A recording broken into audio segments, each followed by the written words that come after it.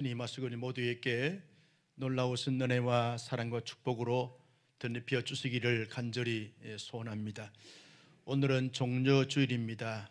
우리 예수님께서 온 인류를 구원하시는 사역을 감당하시고자 예루살렘에 입성하시게 될 때 수많은 무리들이 종려나무 가지를 꺾다가 호산나 다윗의 자손이여 환호하면서 예수님을 맞이했습니다.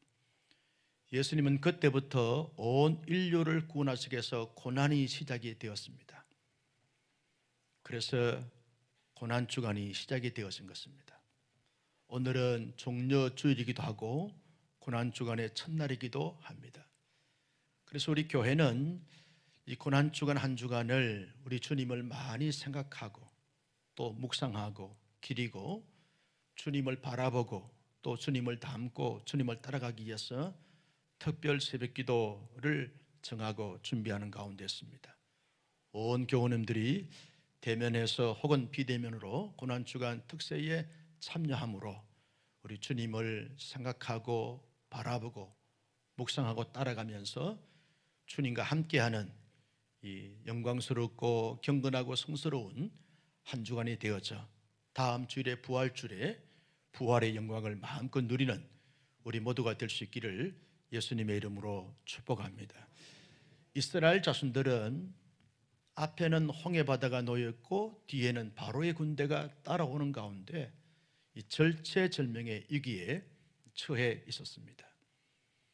인간의 지혜나 노력이나 그리고 열정으로 수단으로 그 위기를 어떻게 극복할 길이 없습니다. 방법이 보이지 않습니다. 그저 그들은 홍해 바다에 온 이스라엘 자손들이 들어가서 빠져서 죽거나 바로의 군대에 항복을 해서 다시 애굽으로 노예가 되어서 돌아가거나 둘 중에 하나를 선택해야 했습니다. 그런데 이스라엘 자손들의 입장에서는 이럴 수도 없고 저럴 수도 없는 가운데 있습니다. 그래서 진퇴양난에 처해져 있었던 거죠. 그때 하나님의 사람 모세는 무엇을 했는가? 낙심하거나 좌절하거나 그리고 절망하면서 우리 함께 물에 빠져 죽자 아니면 항복하여 노예로 돌아가자 라고 말하지 않고 여호와의 보좌 앞에 무릎을 꿇습니다. 그러면서 하나님 앞에 기도합니다. 15절 말씀을 다 같이 보실까요? 시작. 여호와께서 모세에게 이르시되 너는 어찌하여 내게 부르짖느냐? 이스라엘 자손에게 명령하여 앞으로 나아가게 하고 여호와께 계속 부르짖었습니다. 오히려 하나님께서 너 왜 기도만 계속 하고 있느냐? 언제까지 기도만 할 거냐라고 책망을 들을 정도로 기도했습니다. 왜? 방법이 그것밖에 없기 때문에 기도할 수밖에 없기에 기도한 것입니다. 모세가 기도한 이 절박한 기도의 모습을 떠올리면서 예수님께서 겟세마네 동산에서 땀방울이 떨어져 핏방울 되도록 기도하셨던 기도의 장면이 오버랩이 되어지는 것입니다. 마치 일찍이 예수님의 겟세마네 기도를 모세가 지금 이 홍해가에서 드리고 있는 기도의 장면을 가지고 있는 것을 볼 수 있습니다. 절박한 기도입니다. 사력을 다한 간절한 간곡한 기도였습니다. 눈물과 통곡의 기도였습니다. 온 심혈을 기울여서 하나의 소망을 하나님께 두고 모든 에너지를 동원하여 기도했던 기도였습니다. 중단하지 않았습니다. 하나님께서 뭔가 응답으로 말씀하실 때까지 끈기와 진념과 그리고 노력을 다하여서 기도했던 기도가 모세의 기도였습니다. 하나님께서 너무나 간절하게 너무나 진실되게 너무나 간곡하게 기도하는 그 모세의 기도를 받으시고 하나님이 드디어 말씀을 하십니다. 응답해 주시는 거죠. 모세야 내 손에 지팡이를 들라. 그리고 한 손에는 바다를 향하여 내 손을 내밀라. 들고 내밀라 라고 하나님께서 응답으로 말씀을 하시는 것입니다. 모세가 하나님의 말씀에 따라서 한 손에는 지팡이를 들고 한 손에는 이제 홍해 바다를 가리키게 됐을 때 홍해가 쫙 갈라지게 되어지는 기적의 사건이 나타나게 된 것을 볼 수 있습니다. 하나님의 은혜고 능력이고 모세의 기도의 응답이다. 이스라엘 자손들의 경건한 사람들은 모세를 따라서 함께 기도했던 기도의 응답으로 하나님이 홍해가 갈라지는 놀라운 사건이 나타나게 되어진 것입니다. 성도 여러분, 모세의 기도만 들으시는 하나님이십니까? 그렇지 않습니다. 오늘 저와 여러분들의 기도를 하나님께서 들으시고 때가 되면 홍해와 같은 사건을 나타내 주실 줄로 믿습니다. 우리의 기도를 다 들으시고 하나님의 때에 하나님의 방법으로 하나님의 그 모든 것으로 이루시고 채우시고 역사해 주신다는 거죠.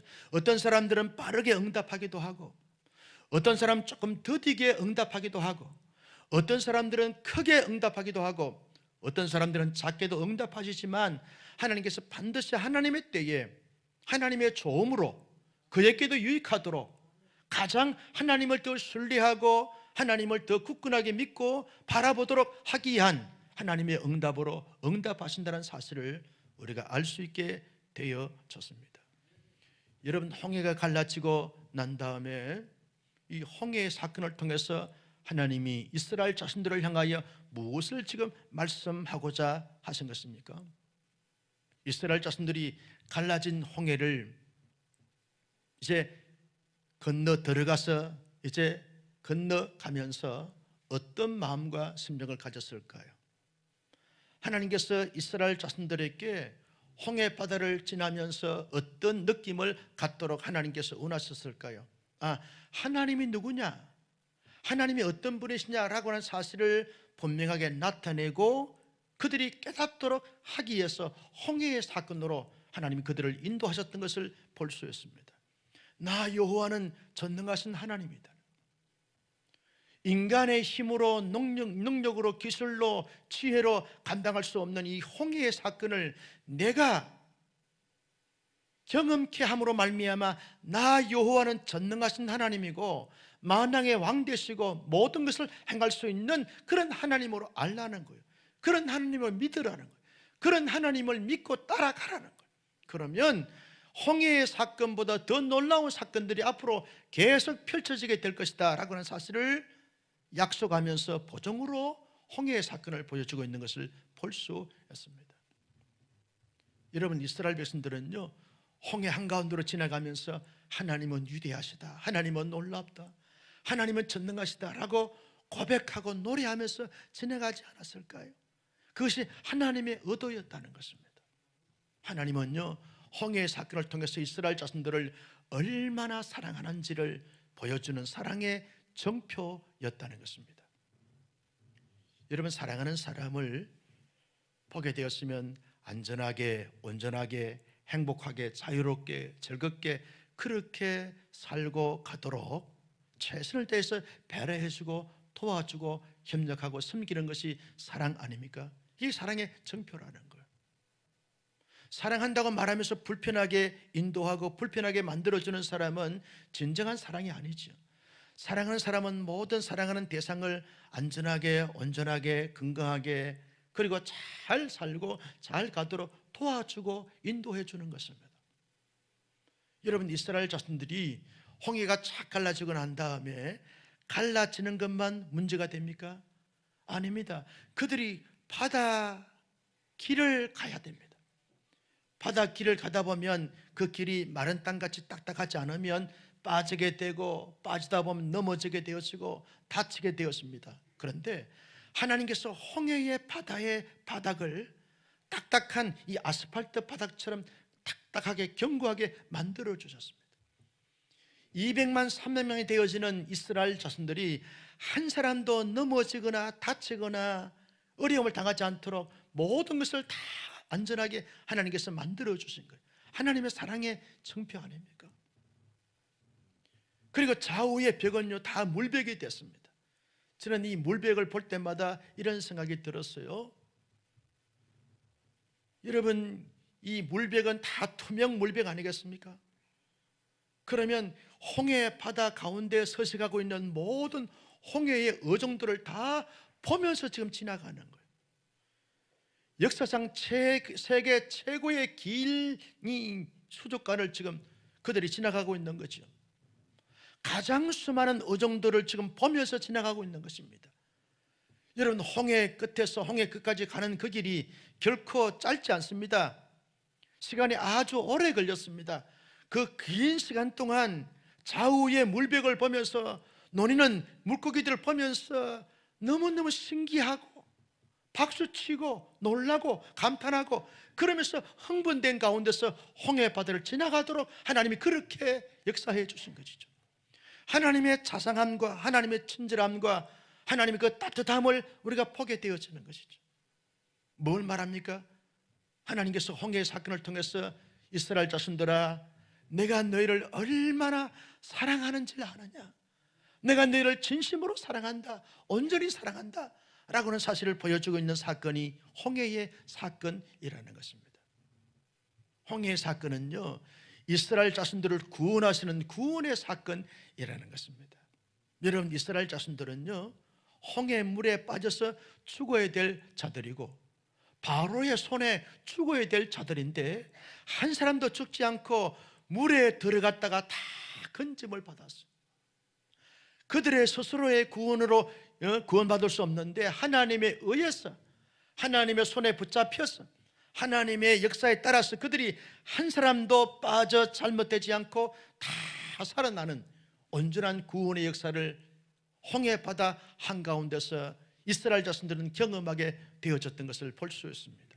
홍해 바다의 사건은 이스라엘 자손들에게 놀라운 기적이고 놀라운 축복이고 놀라운 행복인 것을 말해주고 있는 것입니다. 반면에 애굽의 군대에게 홍해 바다 사건은 무엇을 말씀하고 있는 것입니까? 여러분, 바로가 장자의 죽음을 통해서 이스라엘 자손들을 스스로 내어줬습니다. 우리를 축복하고 나가라, 그래서 내보내줬습니다. 그러다가 이스라엘 자손들이 다 애굽을 떠나게 됐을 때 일손이 모자라는 것을 보면서 홍해 바다의 강야에 갇혀있다는 소식을 듣고 이 바로의 마음에 인간적 욕망과 욕구, 욕심이 생겨서 바로의 그 이 모든 병거들과 애굽의 병거들과 병마들과 마병들과 그리고 특수부대원들을 불러가지고 빨리 너희들은 달려가서 이스라엘 자손들을 데리고 오도록 해라, 다시 노예로 삼고 일꾼으로 삼자, 그래서 보낸 것입니다. 그런데 이제 이스라엘 자손들이 홍해 가운데로 들어가는 것입니다. 이스라엘 자손들이 들어가는 것을 보면서 애굽의 군대도 허겁지겁 그들을 따라잡기 위해서 따라 들어가게 되었는 것입니다. 중간쯤 갔습니다. 이스라엘 자손들은 다 안전하게 건넜습니다. 중간쯤 이스라엘 애굽의 군대가 갔을 때 갑작스럽게 대혼란스러움이 생기게 되었습니다. 사람들이 보이지 않는 것입니다. 하나님이 혼란스럽게 만들게 된 것입니다. 그리고 병거의 바퀴가 다 빠져나가는 것입니다. 앞으로 갈 수가 없는 것입니다. 바퀴가 빠지니까 갈 수가 없는 것이죠. 군인들끼리 서로 충돌하게 되었습니다. 당황하게 됩니다. 순간적으로 느낍니다. 여호와께서 지금 이스라엘 자손들을 보호하고 우리와 좀 싸우고 있는 것이다. 그래서 그들이 겁이 나서 도망을 치고자 할 때 하나님께서 모세에게 말합니다. 모세야, 뒤를 돌아봐. 내 손을 바다를 향하여 내밀라. 내미는 순간 바닷물이 다시 합치게 되어지면서 홍해 바다 한가운데서 온 애굽의 군대가 다 몰사하게 되어지는 놀라운 사건이 생기게 됐습니다. 뭘 말하고 있습니까? 하나님께서 악한 자에 대한, 불의한 자에 대한 하나님의 징계, 하나님의 심판을 홍해의 사건을 통해서 말씀해 주고 있는 것이죠. 여러분, 바로 왕이 애굽의 군대가 얼마나 악한 자들인지 여러분 아십니까? 바로 왕이 명령했습니다. 이스라엘 남자들은 다 죽이라고, 태어나면 2살 이하로 모든 남자를 다 죽이라고 살인자가 됐습니다. 이스라엘 자손들 모두를 다 60만 이상이 되어지는 사람들을 가혹한 노동을 시켜서 인권을 착취하고 유린했습니다. 그러면서 이스라엘 자손들이 좀 힘들고 어렵고 좀 쉬려고 하면 채찍으로 가혹하게 매를 때렸습니다. 사악한 자들입니다. 스스로 신이 돼서 자기를 섬기도록 강요했습니다. 애굽의 신을 섬기도록 우상 숭배하게 했습니다. 여러분, 영적으로나 육적으로나 인격적으로 관계적으로 악한 자들이 애굽의 바로 왕이었습니다. 그들은 지금 이스라엘을 추격해온 것은 하나님과 대항하는 싸움이었습니다. 그런 자들에 대해서 하나님께서 몰살시킴으로 말미암아 하나님이 심판한 것이고, 그리고 하나님과 대결함에 있어서 하나님이 승리한 것을 보여주고 있습니다. 뿐만 아니라 하나님께서 홍해가에 이르게 하시고 바로의 군대가 추격하도록 한 것은 하나님의 영광을 위한 것이라고 했습니다. 드디어 홍해 바다 한가운데서 애굽의 군대가 몰살하는 이 사건을 통해서 하나님이 온 천하에 여호와가 참된 신이다 라고 영광을 받으시는 사건이 홍해의 사건인 것을 볼 수 있습니다. 이스라엘 자손들에게 홍해는 축복의 사건이지만 애굽의 군인, 애굽 사람들에게는 저주의 사건이 홍해의 사건입니다. 이스라엘 자손들이요, 홍해를 다 건너고 난 다음에 지금 하나님께서 물을 다시 합치게 함으로 말미암아 애굽의 모든 군대가 다 몰살하는 장면을 계속 주목하여 바라봤습니다. 바라보면서 그들이 신나하는 것이 아니라 바라보면서 과연 하나님은 살아계시는구나, 하나님은 역사하시는구나, 하나님은 우리의 편이 되시는구나 라는 사실을 깨닫게 되어지면서 그들이 하나님에 대한 굳건한 믿음이 회복되기 시작을 했습니다. 그들의 믿음이, 그들의 신앙이 부흥되어지기 시작을 했습니다. 왜? 홍해의 사건을 통해서 하나님이 하나님 되심을 깨달았기 때문에 그렇다는 거예요. 참된 믿음과 온전한 믿음을 가지기 때문에 그들의 신앙이 회복되어지는, 부흥되어지는 놀라운 사건이 홍해 건너고 난 다음 홍해 바다를 다시 바라보면서 가졌던 놀라운 그러한 일들이 생기게 되어졌습니다. 그러면서 그들은 하나님에 대한 믿음과 신뢰가 회복되어지고 난 다음에 뭘 했습니까? 여호와 하나님을 경외했습니다. 온 마음과 온 정성을 다하여 온 심혈을 기울여 하나님을 높여드렸습니다. 하나님을 자랑했습니다. 하나님을 드러냈습니다. 이것이 경외입니다. 하나님을 두려워하면서 동시에 하나님을 고백하고 자랑하고 드러내고 하나님 중심으로 그렇게 삶을 반응했던 자들이 이스라엘 백성들의 모습이었습니다. 여러분, 31절 말씀을 다 같이 보실까요? 시작. 이스라엘이 여호와께서 애굽 사람들에게 행하신 그 큰 능력을 보았으므로 백성이 여호와를 경외하며 여호와 그의 종 모세를 믿었다. 하나님을 경외했습니다. 온 마음과 온 정성을 다하여 정말 최고의 감격과 감동을 가지고 하나님을 마침내 경외하게 되었습니다. 이스라엘 자손들이 430년 동안 살아오면서 하나님을 이처럼 경외한 적이 없었습니다. 그런데 드디어 홍해의 사건을 보면서 하나님을 경외했습니다. 온 마음과 온 정성을 다하여 하나님을 감격과 감동을 가지고 경외했습니다. 그리고 하나님을 경외하는 그 경외감을 가지고 하나님의 사람 모세를 봤습니다. 하나님이 세우신 지도자 모세를 보니까 모세가 얼마나 존경스러워 보이는지 모릅니다. 모세의 존재, 모세의 입에서 나오는 더듬거리면서 하는 그 말 자체가 하나님의 권위로 여겨지게 되었습니다. 모세가 어떤 말을 하든지 이스라엘 백성들은 주목하게 되고 따르게 되어졌습니다. 이스라엘 민족 공동체가 질서가 잡히게 되었습니다. 행복한 공동체가 됐고, 은혜로운 공동체가 됐고, 평화의 공동체가 됐고, 아름다운 공동체가 되어진 것을 볼 수 있습니다. 성도 여러분, 사도 바울은 이 홍해의 사건을 가리켜서 세례로 연결시켜 주었습니다.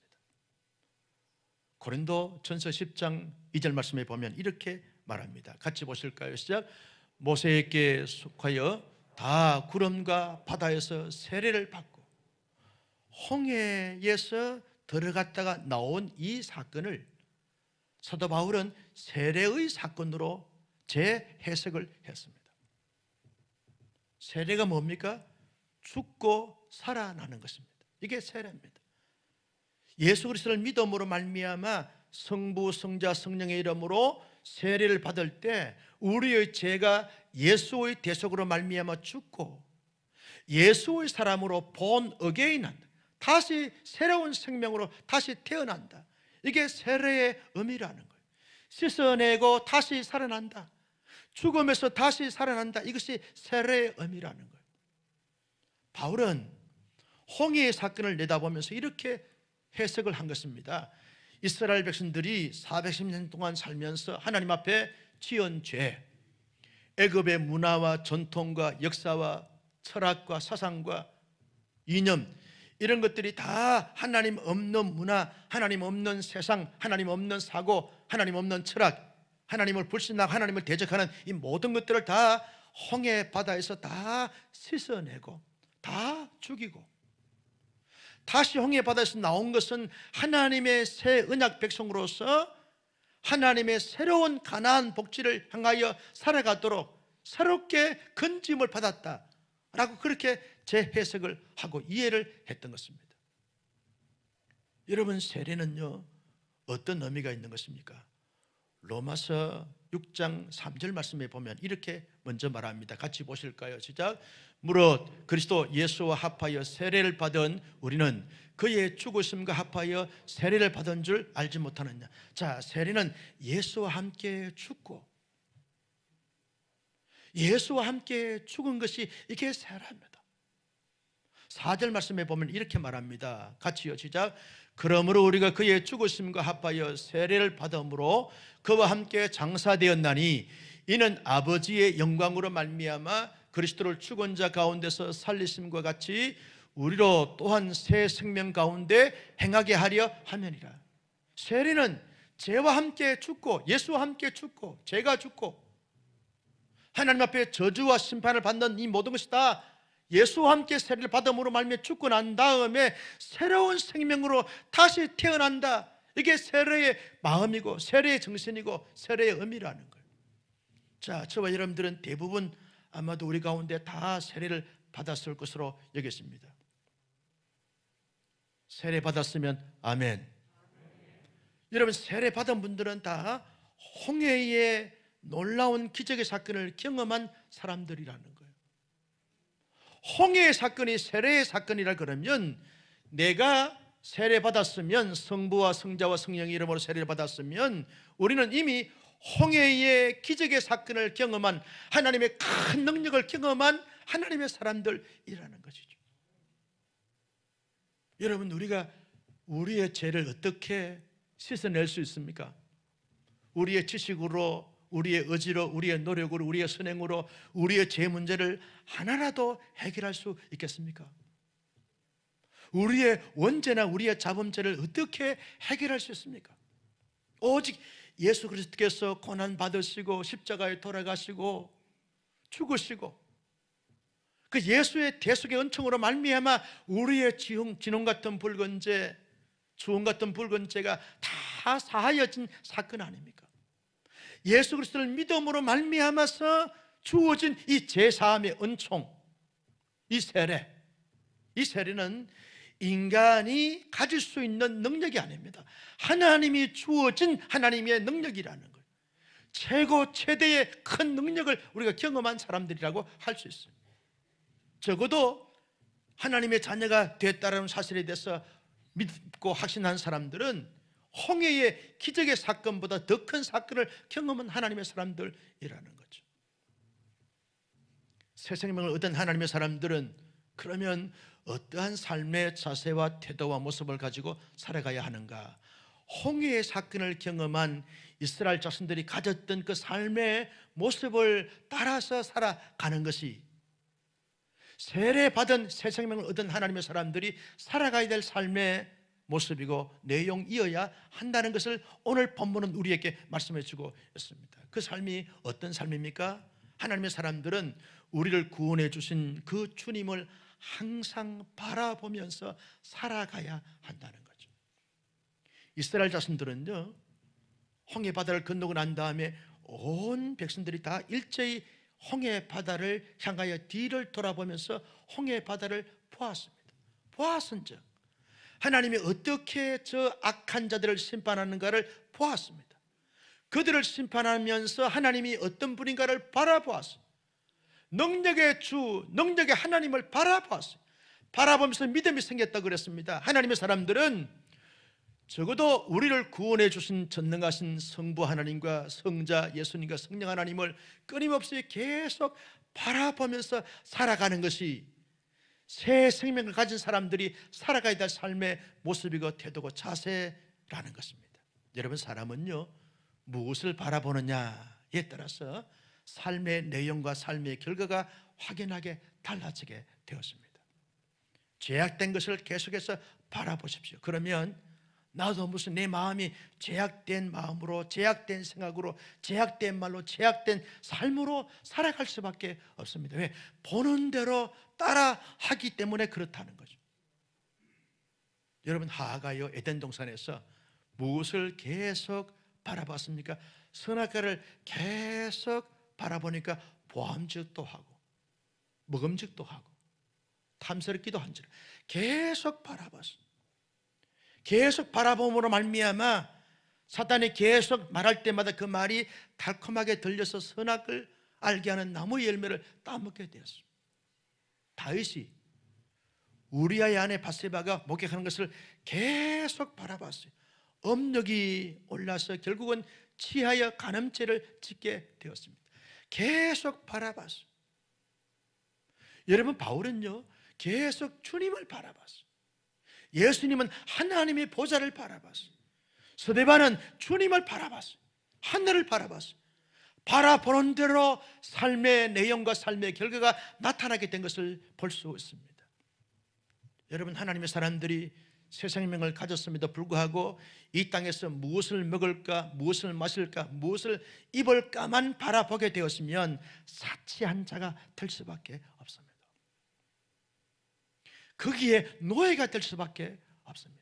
중독자가 될 수밖에 없습니다. 그런데 마태복음 6장 33절에 있는 말씀처럼 너희는 먼저 그의 나라와 그의 의를 구하라. 이 말은 그의 나라와 그의 의를 바라보라는 거예요. 하나님을 바라보고 주님을 바라보고 영원한 세계를 바라보고 바라보는 대로 구하게 되었으면 하나님의 영원한 나라가 내 안에 들어와서 내 모든 것을 지배하고 통치할 뿐만 아니라 이 땅에서 무엇을 먹을까, 무엇을 마실까, 무엇을 입을까 하는 이 모든 것을 내게 채워주게 되어진다는 것입니다. 그래서 하나님의 나라의 백성으로서 합당한 삶의 모습을 가지고 살아갈 수 있는 자가 될 수 있게 되어진다는 것입니다. 성도 여러분, 최근에 무엇을 계속 바라보십니까? 무엇을 바라보며 사십니까? 무엇을 추구하십니까? 나는 우리 온 사랑의 성도님들은 언제나 우리의 아버지 되시는 영원하신 성부 하나님을 바라보시고 우리의 구원자 되신 예수님을 바라보시고 우리의 보혜사 성령님을 바라보면서 그분으로 말미암아 만족하고 그분으로 충분한 그런 삶을 살아갈 수 있기를 예수님의 이름으로 축원합니다. 이번 주간은 특별히 고난주간입니다. 고난주간에 특별 새벽 기도를 우리가 대면하여 혹은 비대면으로 함께 이 새벽 기도를 가지면서 계속 주님을 바라보십시다. 주님을 계속 바라보던 주님이 내 안에 내가 너의 주인이다, 내가 너의 길라잡이가 되마, 내가 너의 나침반이 되어지고 내가 너의 해결책이 되었으며 주님이 우리 마음속에 진정한 애로함과 격려와 용기와 담대함과 풍성함과 풍부함과 부유함과 이런 모든 채워짐이 넘치게 되어지는 역사를 경험하게 되어질 것입니다. 그래서 하나님의 사람들은요 주님을 바라보는 것이 중요한 것입니다. 여러분, 하나님의 말씀을 보면서도 주님을 바라봐야 하는 거죠. 기도하면서도 주님을 바라봐야 하는 것입니다.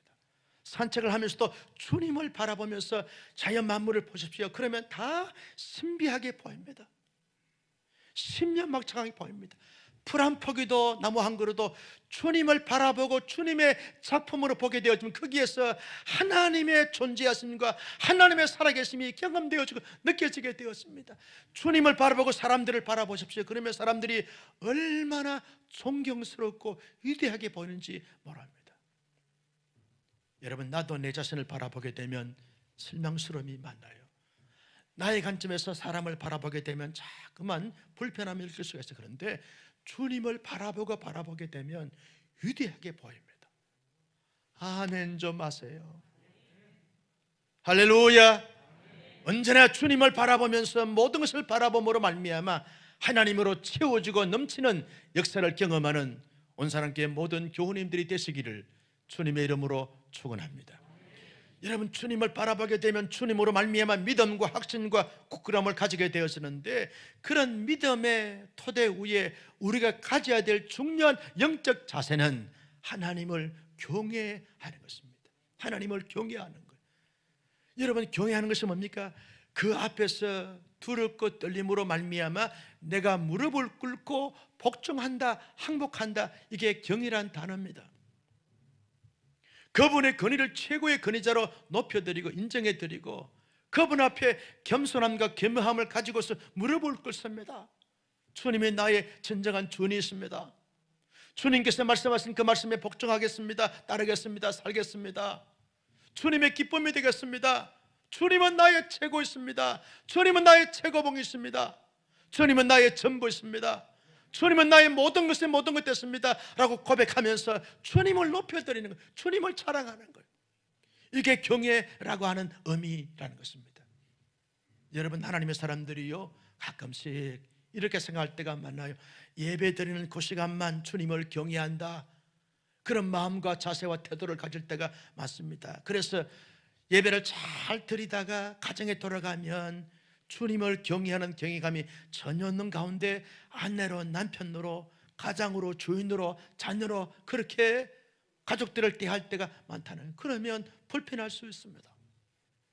일터에서는 주님을 경외하는 자로서 경외감을 가지고 일터에서 사역하는 것이 아니라 그저 돈 벌어서 먹고 살기 위해서 그렇게 일하면 그 일의 노예가 되어지고 종이 되어지는 그런 자로 전락하게 되어질 때가 많다는 거예요. 그래서 힘들면 원망, 불평, 짜증하고 계속 이렇게 움직이고 흔들리고 그러면서 마지못해 살아가는 정말 매력 없는 사람으로 살아갈 수밖에 없는 자가 되어진다는 거예요. 그런데 여러분, 주님을 경외하게 되어지면 하나님을 높입니다. 하나님을 자랑합니다. 그러면 주님이 내 안에 주인 되어지고 나를 통치하고 다스립니다. 주님이 나를 내 안에 통치하고 다스리게 되어지면 주님께서 주시는 참된 평강과 자유와 기쁨이 있습니다. 그저 주님이 좋아집니다. 여러분, 주님을 경외하는 사람들은 주님이 좋아집니다. 주님이 행복의 근원과 행복의 전부가 되었습니다. 그러면서 항상 내 안에 주님이 좋으니까, 주님이 내 안에 통치하니까 항상 기뻐하고 즐거워하고 행복해합니다. 성도님, 형제님, 자매님, 당신 최근에 좋은 일이 있느냐고, 뭐 잘 되는 것이 있느냐고, 성공했느냐고, 아니 주식에 대박이 터졌느냐고 이렇게 저렇게 묻습니다. 그런데 내가 내 안에 주님이 좋아요. 주님이 좋기 때문에 그저 좋은 것입니다. 실제로 힘들고 불편하고 어려움이 있고 낙심과 좌절과 절망과 고통과 괴로움이 있다 할지라도 내 안에 주님이 좋은 거예요. 그래서 내 안에 주님이 좋으신 그 좋음으로 말미암아 주님이 좋은 것입니다. 여러분, 주님이 좋으신 그 좋음을 가지고 예배해 보십시오. 예배가 좋아지는 거예요. 예배를 통해서 하나님이 좋아지는 거예요. 그 좋음으로 찬양을 드려보면 찬양의 신령한 새 노래가 되어집니다. 찬양식이 임하신 하나님의 영광과 은총이 가득 차게 넘치게 되었습니다. 여러분, 주님이 좋으신 그 좋음으로 말씀을 들어보면 말씀이 송이꿀보다 더 달게 느껴지게 되어지는 거예요. 어떤 근사님이 그러더라고요.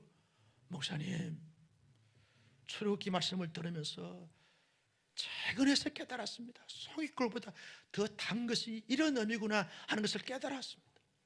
왜 아멘도 안 하세요? 할렐루야. 그런 은혜가 우리 모두에게 넘치기를 주님의 이름으로 축원합니다. 여러분, 주님이 좋으면 주님을 경외하게 된 그렇게 들리게 되어지는 거예요. 들리게 되어지는 거예요. 여러분, 주님이 좋으니까 주님의 사람들이 다 좋아 보이는 거예요. 남편을 존경하게 되고 아내를 사랑하게 되어지고 자녀를 정말 희망과 가능성으로 보게 되어지면서 참고 기다려지고 가정의 천국이 이루어지게 되어지고 교회와도 주님이 좋으신 그 좋음으로 성도를 대하니까 성도도 위대하게 보이게 되어지고 무한한 강수를 보게 되었으니까 서로 사랑하고 존중하고 아끼고 세우고 축복하면서 아름다운 공동체로 만들어가게 되어지는 거죠. 여러분, 일터가 좋아지는 것입니다. 왜? 주님을 경외하는 심정을 가지고 일을 하니까 그 일에 박진감이 있습니다. 생동감이 있습니다. 살아납니다. 그러면서 실적이 잘 이루어집니다. 그래서 승진도 되어지고 성공도 되어지게 되어지는 것입니다. 나는 그저 우리 하나님 앞에서 나 홀로 있을 때나 그저 가정생활을 하거나 교회생활을 하거나 사회생활을 할 때마다 언제나 우리의 마음의 중심에 언제나 하나님을 경외하는 경외자의 심정과 마음과 자세와 태도를 가지고 살아감으로 말미암아 주님을 드러내고 자랑함으로 주께서 주시는 하나님의 산 역사를 경험하는 온사랑교회 모든 교우들이 되기를 예수님의 이름으로 축원합니다. 이것이 일명 하나님의 나라를 경험하는 삶이다, 하나님의 나라로 살아가는 삶이다 라고 말하게 되어지는 것입니다. 여러분, 하나님의 나라에는 뭐만 있습니까? 먹는 것, 마시는 것, 입는 것 없습니다. 장가가고 시집가는 것도 없습니다. 집 사고 아파트 평수 늘리고 땅 투기하고 이거 없습니다. 그저 하나님의 나라는 하나님을 경외하는 것만이 있는 것입니다. 하나님을 경외하는 자의 삶의 모습에는 언제나 하나님의 나라가 통치하게 되고 하나님의 나라가 임하게 되어지고 하나님의 나라로 살아가는 삶이 되어지게 되는 것입니다. 나는 여러분 안에, 여러분의 심령 안에 하나님의 나라가 임하기를 축복합니다. 여러분의 가정마다 하나님의 나라가 춤을 추고 노래 부르고 부흥되어지는 산 역사가 나타날 수 있기를 예수님의 이름으로 소원합니다. 우리 교회가 주님을 경외하는 저와 여러분들 때문에 하나님의 나라가 가득히 차고 넘치는 산 역사가 있을 수 있기를 예수님의 이름으로 축원합니다. 이게 여러분 새 언약을 가진 하나님의 사람, 새 생명을 가진 사람들이 살아가야 될 삶의 모습이라는 거죠. 어떤 분이 운전을 하고 있는데 옆에서 한 목사는 운전하는 것을 즐긴다고, 즐기는 것 같다고, 끼어들어도 전혀 화를 내거나 욕을 하거나 저주하거나 그렇게 하지 않고 지나가라고, 다음에 가면 되지. 뒤에 있는 사람은 답답하게 얘기했지만 옆에 있는 사람은 즐기는 거죠. 하나님의 나라의 사람들은요, 주어진 삶을 즐기는 거예요. 코로나19 가운데서도 하나님의 나라 사람들은 하나님을 경외하면서 주께서 베풀어 은혜를 누리고 즐기면서 살아가는 삶을 살아야 될 줄로 믿었으면 아멘. 거기에 눌려서 아무것도 하지 못하는 자가 아니라 누리는 거예요. 은혜 가운데서 하나님을 누리면서 즐기면서 살아가는 이것이 새 생명을 가진 사람들이 살아가야 될 삶의 중요한 자세고 태도고 모습이라는 거예요.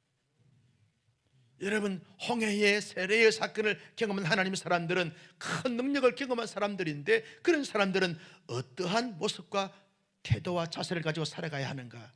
공동체를 세우는 자로 살아가야 한다는 것입니다. 여러분, 이스라엘 자손들은요, 홍해의 사건을 경험하고 난 다음에 모세를 믿었습니다. 신뢰했습니다. 존경했습니다. 모세의 권위를 인정하고 따르고 그렇게 하다 보니까 아름다운 공동체, 행복한 공동체, 이스라엘 민족 공동체가 드디어 세워지게 되어지는 놀라운 사건이 나타나게 됐습니다. 새 생명을 가진 사람들은요, 사람들을 볼 때 하나님의 형상을 따라 하나님의 모양대로 지음받은 하나님의 사람으로 보기 때문에 그 사람을 존중하고 존경합니다. 가정에서 남편을, 아내를, 부모를, 자녀를 존경하고 존대히 여기고 대합니다. 함부로 무리하게 대하지 않습니다. 왜? 하나님의 사람으로 보기 때문에, 하나님이 세우신 자로 믿기 때문에 그렇다는 거죠. 그러면서 리더자들을 존중하고 따르게 되었습니다. 가정, 공동체 질서가 잘 잡히게 되어지는 거죠. 남편의 권위를 인정하고 부모의 권위를 인정해 드립니다. 엄마의 권위를 인정해 드리니까 가정이 은혜롭고 순조롭고 순탄하게 잘 살아가게 되었습니다. 여러분, 교회 공동체도 마찬가지죠. 하나님의 큰 능력을 경험하고 하나님의 은혜를 경험한 사람들은 교회의 영적인 권위자들을 인정하고 존중하고 따르게 되었습니다.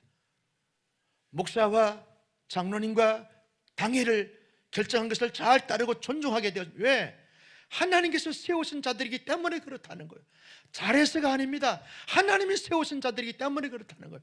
다락방에서는 순장님과 지역에서는 지역장님과 교구에서는 교구장님과 부서에서는 부서장님과 교회 공동체 전체는 팀장과 그리고 교회의 리더자들을 존중하고 따르게 되었습니다. 아름다운 질서와 조화를 이루게 되었습니다. 수가 많고 적은 것이 문제가 아닙니다. 얼마나 조화와 균형을 잘 가지면서 질서 체계가 잘 잡혔는가.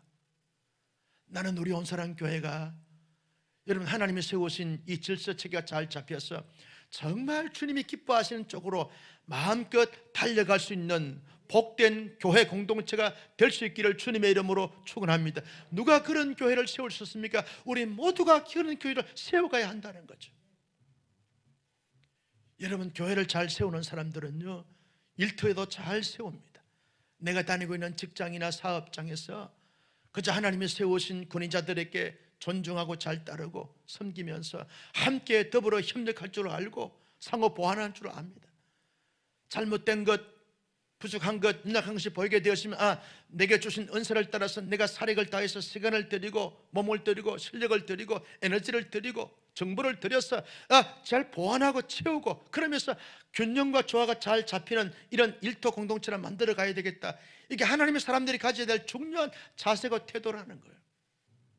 그래서 못한 것에 대해 지적하거나 책망하는 것이 아니라 잘못되도록 가만히 두는 것이 아니라 내가 가진 은사와 능력과 실력을 채워주고 보완해주고 그래서 징검다리 사닥다리 발판이 되어주는 이런 삶을 살아가는 것이 새 생명을 가진 사람들, 홍해의 기적의 사건을 경험한 사람들이 가져야 될 중요한 삶의 자세고 태도라는 것입니다. 성도 여러분, 이번 주간 고난주간에 매 시간마다 말씀을 듣고 기도하고 찬양함으로 말미암아 은혜 충만 성령 충만함을 받아서 다시 한번 우리가 하나님을 바라보고 하나님을 경외하고 그리고 내가 속해 있는 공동체마다 그리스도의 몸으로서 잘 세워가는, 그래서 가정을 세우고 교회를 세우고 시대를 세우고 열방을 세우고 온 나라와 민족을 세울 수 있는 영적인 기둥들, 영적인 거성들, 영적인 거장들이 다 될 수 있기를 예수님의 이름으로 축원합니다. 존귀하신 아버지 하나님, 주신 말씀을 마음속에 새겼습니다. 이 말씀을 따라서 이 말씀대로 살아갈 수 있는 신실한 하나님의 사람들이 다 되게 하여 주시옵소서. 언제나 어디서나 어떤 상황 속에 있든지 간에 주님을 항상 바라보는 자들 되게 하여 주시고 주 바라기가 되게 해 주옵시고 언제나 주님을 경외하는 삶을 살아갈 수 있도록 역사해 주옵시고 공동체를 세우는 복된 자들이 다 되게 하여 주시옵소서. 우리의 힘으로 우리의 능력으로 할 수 없는 것을 고백합니다. 주님이 하시고 주님이 도와주시고 주님이 역사해 주셔서 그렇게 살아갈 수 있도록 축복하여 주시옵소서. 이번 한 주 동안 여러 가지 많은 불편함과 어려움이 있지만 그러나 새벽을 깨워 함께 기도함으로 말미암아 자신도 세우고 가정도 세우고 교회도 세우고 나라와 민족과 열방도 세울 수 있는 복된 자들이 되게 하여 주시옵소서. 예수님의 이름으로 축복하며 기도하옵나이다. 아멘.